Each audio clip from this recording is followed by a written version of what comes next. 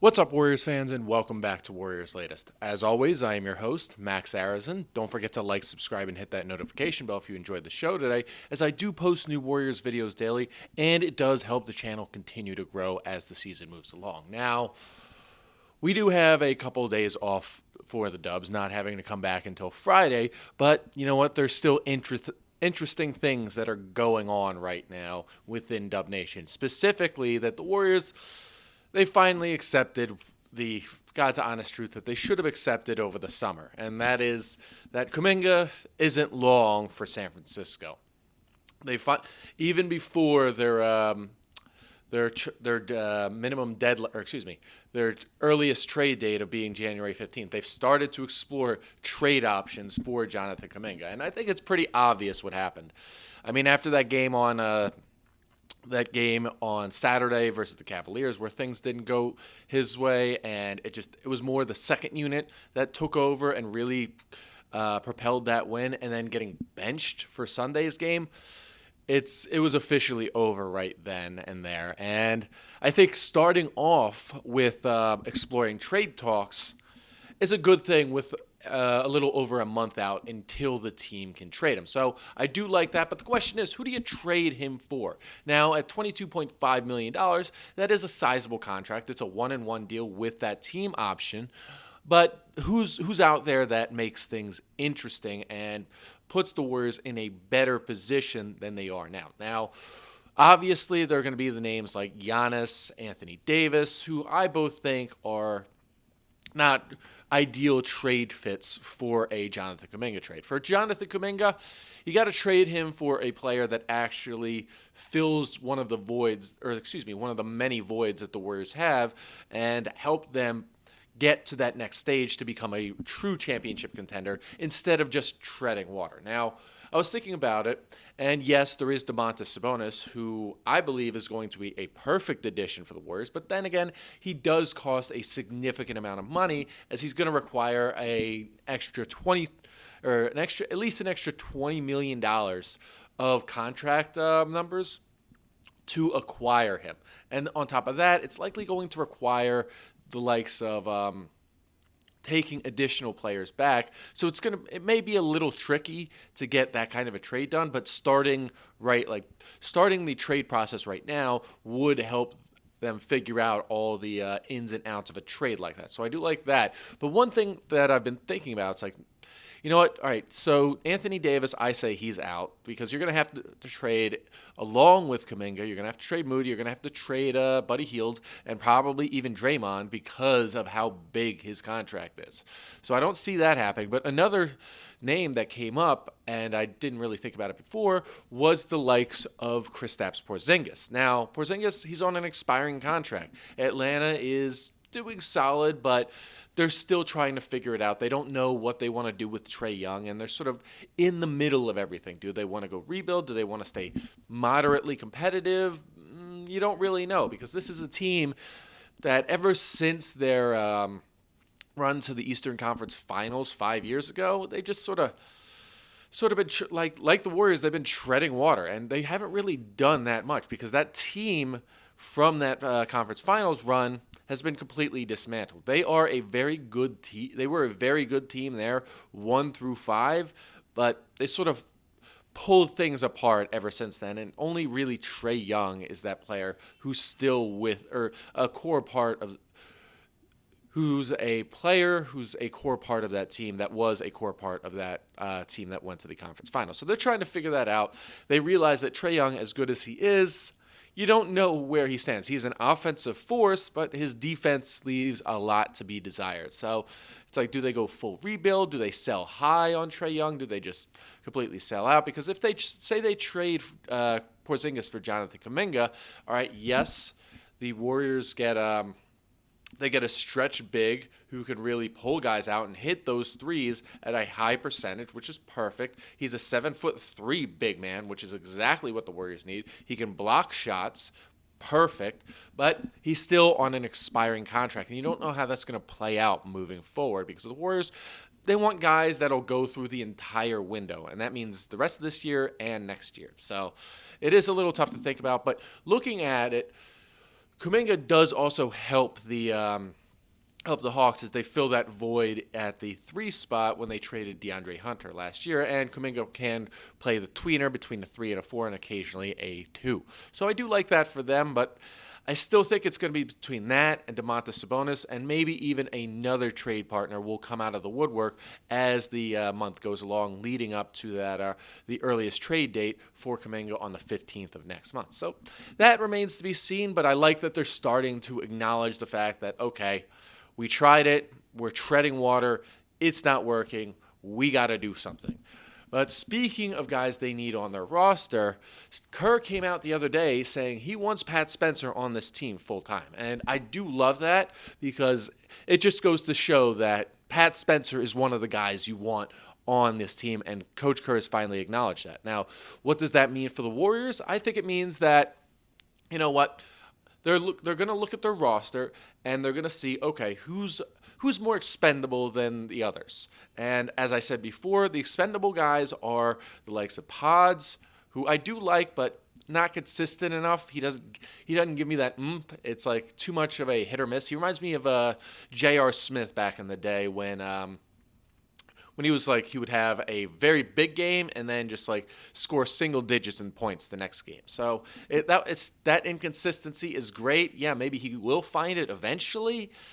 He'll find his consistency eventually, but we don't have time for this. The Dubs don't have time for this. The fans don't have time for this. We're looking to see the Warriors win a championship, and being inconsistent doesn't help you win a championship, especially when you're on a larger contract and some of the guys on smaller contracts are doing more consistent things than you. On top of that, you think of Moses Moody, who's done well so far this season, is on a manageable contract, as well as Buddy Hield, 2 tradable players, but because they're on such large contracts, you got to say, all right, we gotta move them because we have other holes we need to fill, voids we need to fill that really propel the offensive lineup, like, say, trading the 2 of them for a big man or adding them to a Jonathan Kuminga trade. But back to Pat Spencer. Pat Spencer, he's been that guy since Steph Curry went down, and he's going to continue to be that guy. And having him as the primary backup point guard moving forward over the likes of Pods, over Moses Moody, over even Seth Curry, DeAnthony Melton, that's going to be a big win for this team because, like I said before, he is a court general, and the Warriors need a court general because all their other small guards, they're shooting guards and a point guard's body. They don't know how to move the ball around the way Pat Spencer does. So I do like the fact that Kerr has acknowledged that, you know what, he's the guy that we need. Let's find a way. The only issue is they got to find the money to get him on that full-time contract. I only realized this recently. He's a two-way player. He only has 50 games that he's allowed to play this season in the NBA. So maybe they'll exhaust these. They'll exhaust, like, say 45 of the games, and up to the point where they could pay him a prorated salary through the end of the season so they don't break the bank and go into that second apron. So I do see that as a big possibility, but I like the fact that they're acknowledging, all right, he's the guy that's going to help us win. He knows his role. He's got that dog in him, and he's willing to fight for his position. So I love that they're not giving Pat Spencer his due, and I can't wait to see when they sign him full-time and how much of an asset he's going to be come later in the season and then in the playoffs, hopefully when they move some guys around and give him some more playing time so he doesn't have to constantly fight with the rest of the plethora of guards that they already have on the roster. Now, outside of that, I keep hearing this rumor over and over again, and it's all about Jimmy Butler in exchange for Giannis. And I think we got to keep putting this to bed. Like, Giannis is not coming to Golden State. Like, that's just a fact of life. I was thinking about this the other day, and I did some research on where Milwaukee stands. They don't own their first-round pick until 2031. And by that, it means that, you know what, if they decide to trade Giannis, they're not going to trade him for draft picks, or they're not going to trade him for expiring contracts combined with draft picks. They're going to trade him for another star player that can keep this roster competitive. Now, Jimmy Butler for Giannis, does not make much sense. I keep hearing it over and over again, and it doesn't make any sense. The only reason it's even out there is because their contracts match up. Jimmy's making around 50 to 52 million this year. Giannis is close to 54. So that's the only reason it made sense. But trading Giannis for Jimmy and draft picks does not keep the Bucks competitive.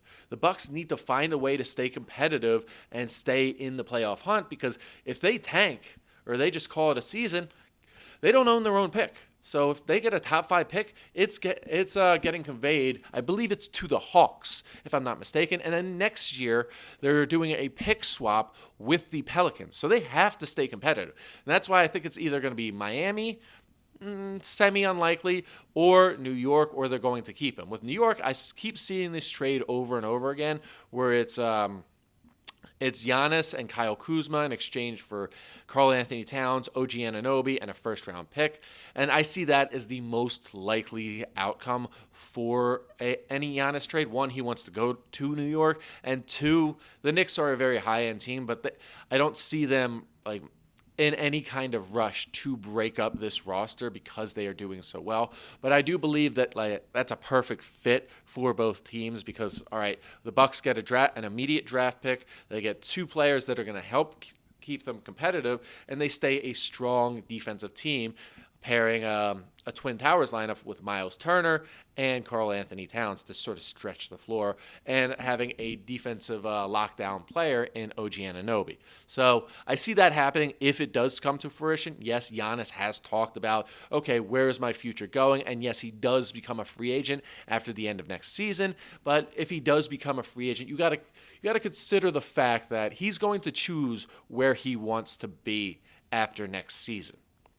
It really doesn't matter. And we always think, oh, trade for a player, he'll definitely re-sign if he does well. Well, after what Kawhi Leonard did to the Raptors in 2019, nothing's guaranteed with these superstar players anymore. Yes, we do know Giannis is a very loyal player, but end of the day, he's going to go where he wants to go. After next season, he's going to be, I believe it's around 31 or 32, and at that age, you want to be in a win-now scenario. And in a win-now scenario, you're going to choose the best situation for you. It doesn't matter who trades for you because end of the day, he's got at most 8 more years after his contract expires, and I don't think he wants to play into his 40s. He wants to call it a career, walk home with at least one additional championship, and then move on to that next stage of his life. So I don't see him coming to San Francisco. I just say, Warriors fans, put it out of your mind because it's not even worth thinking about. And let's actually see if the Bucks entertain any actual trades for Giannis, whether it be now, a month from now, or even at the trade deadline. Because thinking about it, I don't see them selling that hard. I really don't. Unless Giannis says, trade me to New York, and then you have to get New York to say, hey, you know what, maybe we would be doing better with Giannis. So I don't see that happening. But bottom line is, and this is the most important thing, the Dubs finally looked themselves in the mirror and did not like what they saw. Like, we saw what happened last week with those 2 bad losses versus the Thunder and the 76ers, and the problems kept being apparent, more and more apparent, and the Warriors are finally looking at themselves and say, hey, we got to address these problems before it's too late, and next thing you know, we're playing from behind the 8 ball over and over and over again, and it's a repeat of last season where the Warriors are just treading water all the way up to the trade deadline. Luckily, they got Jimmy Butler and went 23-9 to end the season and were the hottest team in the NBA, but they still had to play from behind the 8 ball and had to play catch-up for the entirety of the second half of the season. Now, if the Warriors are going to win the championship this year, they can't be playing catch-up. They need to address these problems head-on and address them quickly. And if that means trading Moses Moody and that means trading Buddy Hield to bring in some reinforcements to fill some of these obvious voids that the Warriors have, so be it. If it means waiting until Kuminga becomes trade eligible on the 15th of that month or next month, so be it. But the Warriors look themselves in the mirror, and they're finally going to make a serious effort to fix the problems that they already have. And yes, while they might not be fully healthy, even when they're fully healthy, these problems are still apparent because there's only so much that can be done by Steph, by Jimmy, by Draymond to cover these holes. And It's not,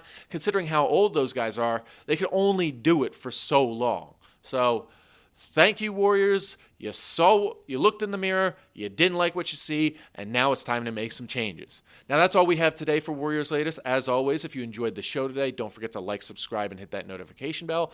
And if you have any other ideas on who the Warriors should trade, like say a Buddy Hield Moses Moody trade, or say a Buddy Hield Moses Moody and then Kuminga trade next month, feel free to comment below, as I love hearing your ideas. And as always, go Dubs.